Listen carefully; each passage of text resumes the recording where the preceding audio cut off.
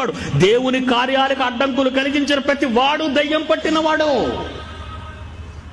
అలా మార్చేసింది వాళ్ళందరినీ.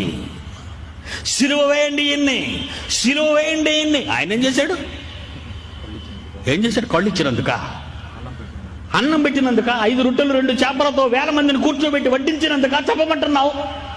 నీ కూతురు చచ్చిపోతే, నీ కొడుకు చచ్చిపోతే విధవరాలను దయదలిచి నీ కొడుకును బ్రతికించినందుకు అతను చెప్పమంటున్నావు?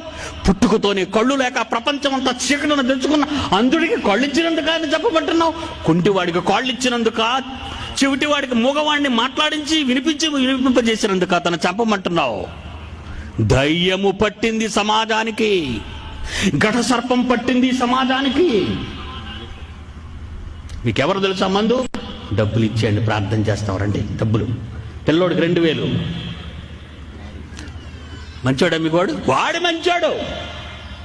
మిమ్మల్ని దోచుకునేవాడు మంచోడు, మీ డబ్బు తీసుకునేవాడు మంచోడు, మీ కొంప కూల్చేవాడు మంచోడు, అబద్ధాలు చెప్పినవాడు మంచోడు, పరలోకానికి వెళ్ళి దేవుడిని చూసి వచ్చాను, మీ మేనమామ కూడా అక్కడే ఉన్నాడు దేవుని పక్కన అని చెప్పినవాడు మంచోడు.